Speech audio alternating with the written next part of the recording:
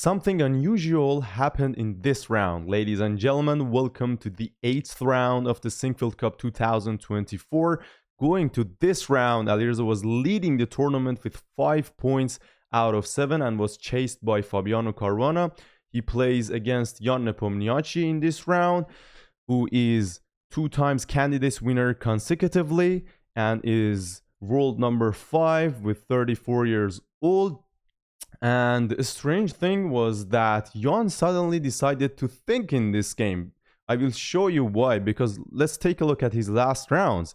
When the game ended against Prague, he had 2 hours. When the game ended against Fabiano, he had 1 hour and 40 minutes. Against Dingleren, he had 40 minutes. So the guy didn't came down to 40 minutes in most of his games, as you can see. Only in the first round against Maxime, he came down to 20 minutes. As this game against Alireza, we will see what happened. So probably after the first round, he couldn't deliver with the white pieces. He was tilted or something. But anyways, their overall face-to-face is favoring Jan, I think. 5 wins and 3 wins for Alireza and a couple of draws. Let's see what happens in this game and if Alireza can clinch the victory of the tournament with this win or just extending it and make it easy for tomorrow's round. So let's see what happened. Jan had the white pieces. He started with e4. Everybody would have thought like this game would have been quickly finished and Jan didn't have any motivation. But it was not like this. Jan played only a very solid opening, 4 knights. And yeah, this is a very solid opening, not very ambitious. Goes for d4, a Scotch variation, and Alireza accepts it. I mean, because you can also play bishop b4 here, knight e5, queen e7. Line goes like this, but this is the main line, very solid. We have a lot of draws in database in this opening. And here white takes on c6, main line, because you want to guard this pawn on e4. You cannot guard it other ways. f3 is passive. I always can get d5. Your king is in the center, takes, and bishop d3 guards the pawn. Alireza attacks the center. Jan takes the pawn in the center, and very modern move here, just to go castle here. You're not in hurry to take back, because if white takes on c6, you can give check on e8, and the king has problem. If you come back here, I have knight d5. If you go bishop e3, I have knight g4. King f1 looks ugly. I have bishop g4. So he played castle, pawn, and Alireza didn't take it back. The main line, of course, is take back, and this position has been played millions of times in history, and recently they don't put the bishop on g5 very often, and mostly they try to exchange these bishops. But this is the main line. Alireza decides the other recently popularized move with bishop g4, going for f3 idea, and after that bishop h5, for example, and going for this famous line for queen d4, king h1, takes, rook b1. We have a lot of draws in this line as well. It's kind of like Berlin's draw, and black just solves all of his problems with bishop g6. So bishop g4, Jan plays knight to e2. Very ambitious move. He doesn't want to go for quick draw, just pins himself to the queen. And in this position, Alireza just takes back the pawn, and Jan plays pawn to h3, bishop to h5, and pawn to c4. Jan analyzed this position. Alireza also has analyzed this position before, as we will see. They're blitzing it out, all the moves. And in this position, Jan is attacking the center. What do you do in this position? You push, you take c6 or rook e8. All of them are kind of fine, but d4 is not possible, because g4, for example, after exchange of bishops, you lose the pawn. It's still kind of white, fine for black objectively, but it's not logical to lose a pawn. So c6 is also a move, but there is some queen a4 ideas, and this knight f4. I mean, white is waiting for this knight f4. This queen doesn't have a good square. That's the problem of white, and that's why he played c4, multifunctional move to put the queen here, and attack the center as well. And again, if you play rook e8, again, queen c2 is possible.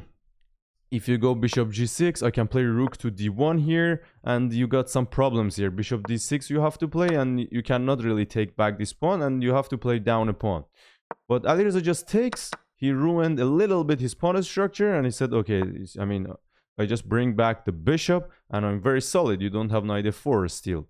And in this position, Jan develops his bishop very correctly, because still, if you play with the queen with the idea knight f4, I can always play bishop g6.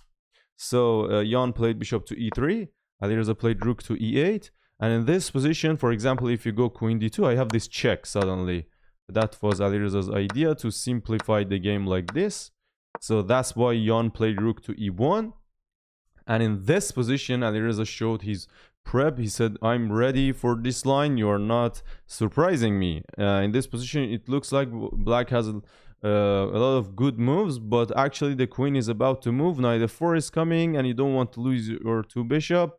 And for example, c6 with the idea knight d5 also was fine. But for example, a queen d2 here, queen f6.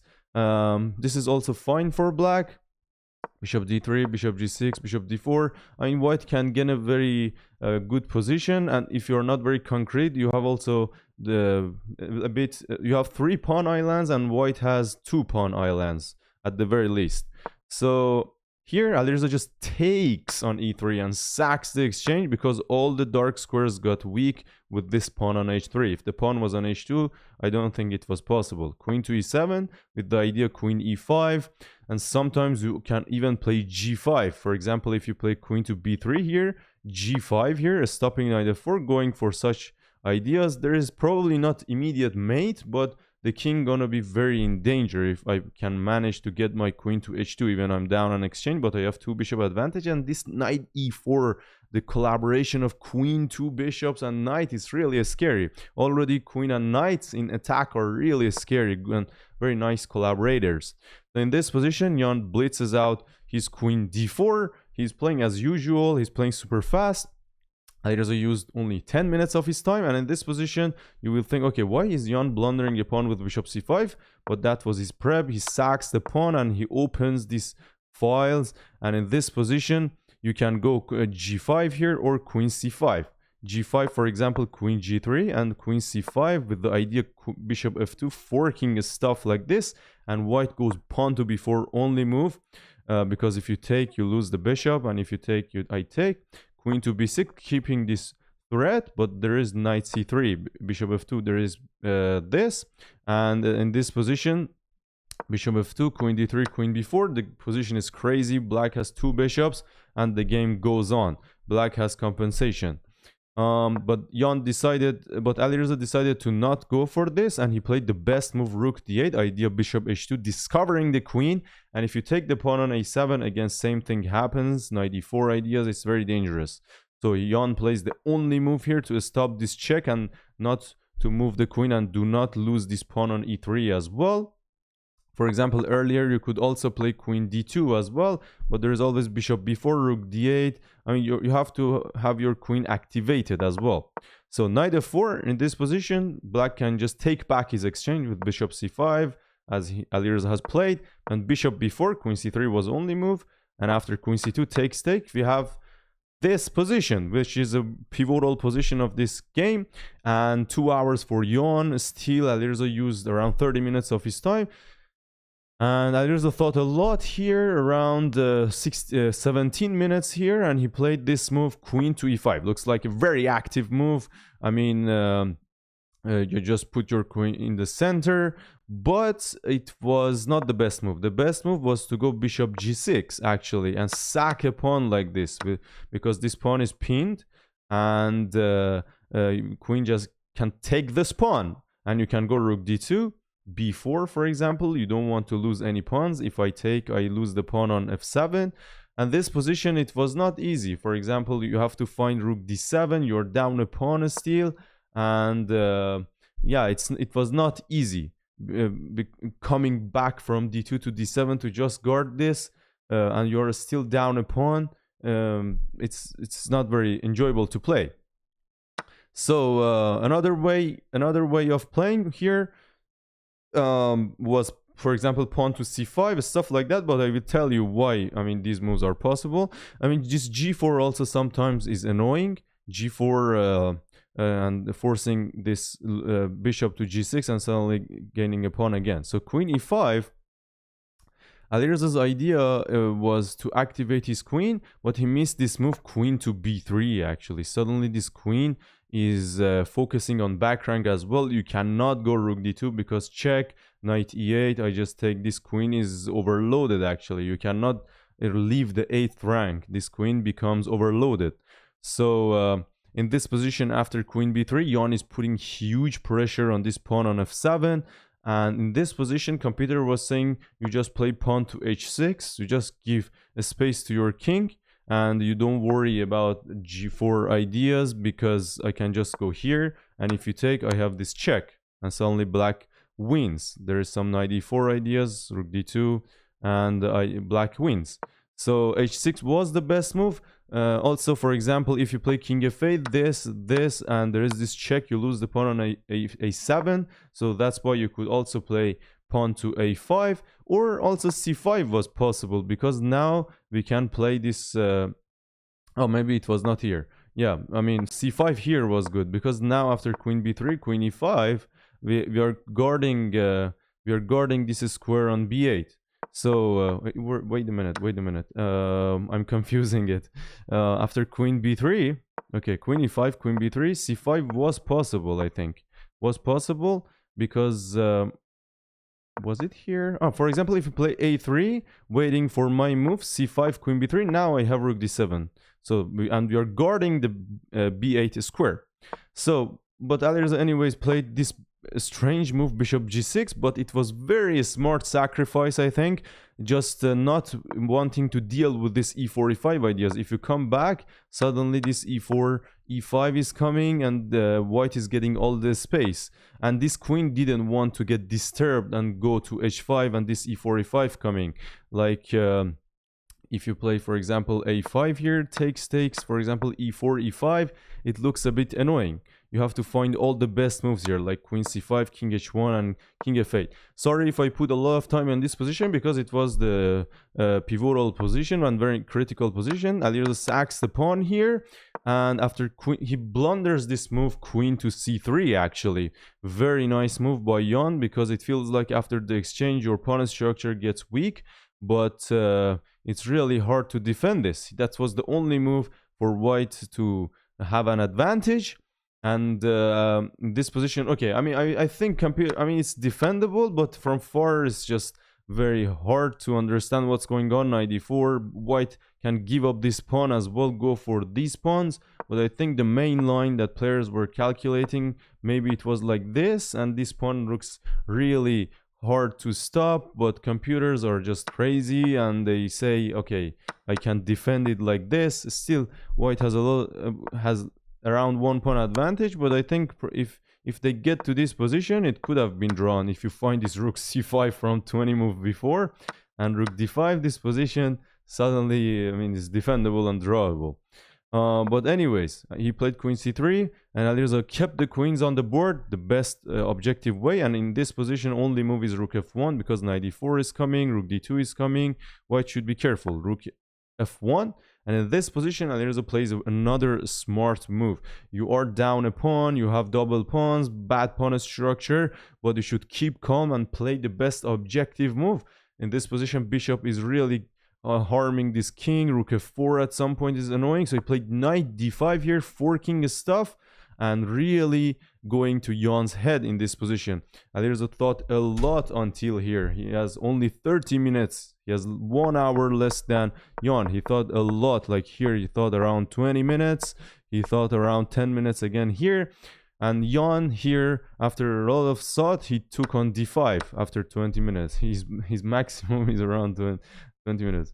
So took the pawn on knight on d5. His best try apparently was this, and go for this endgame. But okay, I'm not forced to move this knight. Rook d3.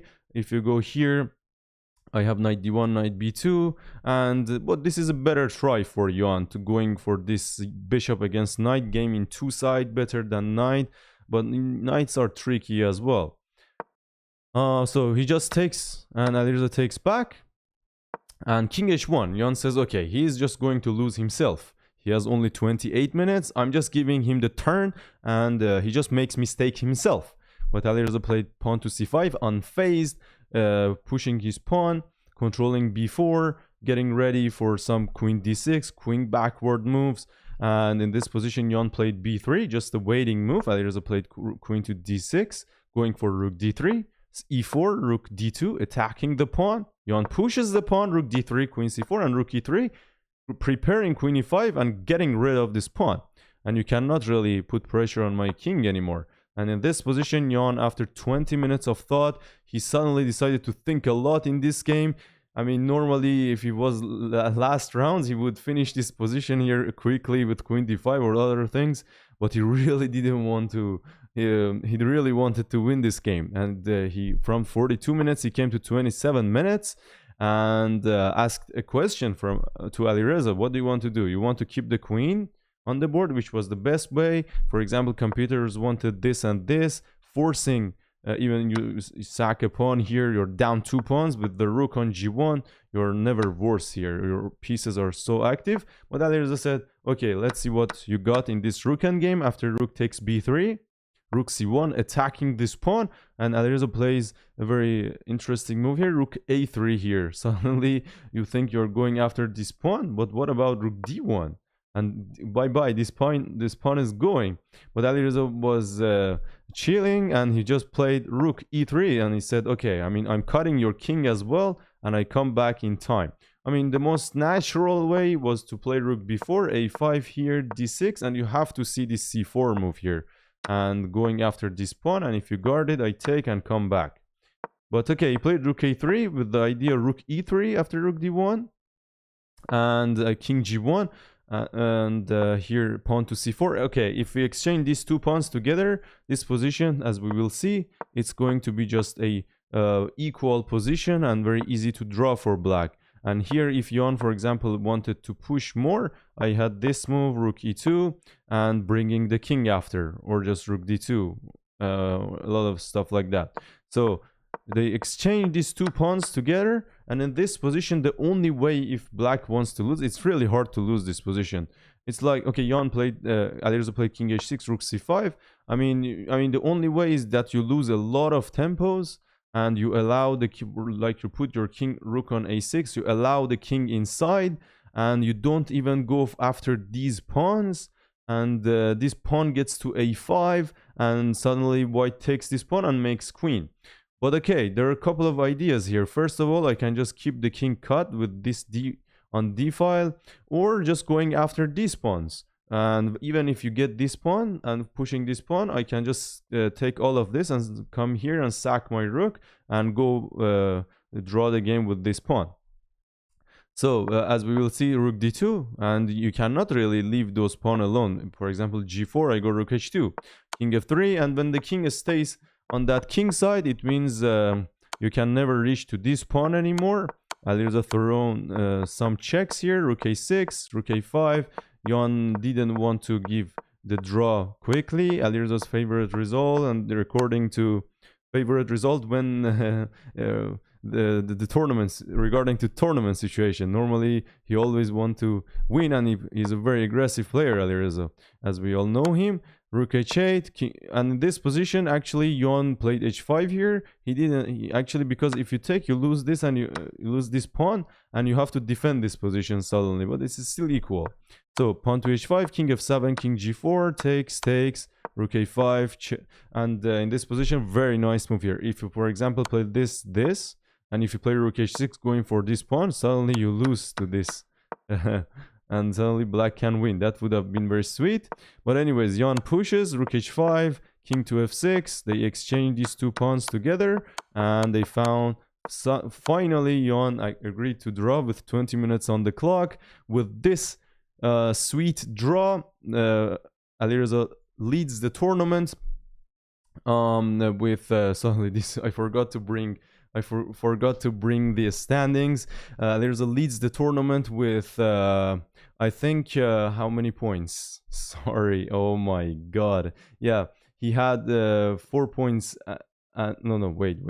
I don't want to repeat this video again. Yeah, with this draw, he has 5 points and half. Fabiano drew as well. Fabiano had 4 points and half. So Alireza going to last round was leading with 1 point. And tonight with the white pieces, if he just draws against Prague, wins and clinches the Sinquefield Cup, he already won the Grand Chess Tour, 100 grand. And that was his second victory in St. Louis after Rapid and Blitz. He already won the Grand Chess Tour, and let's see if tonight he clinches the Sinquefield Cup, and the round starts 2 hours earlier. So thank you guys for watching today. I forgot to bring this standing of round 8. So anyways, thank you guys for watching. Don't forget to put comment, like, and subscribe. See you guys in the next recap. Thank you so much. Ciao, ciao.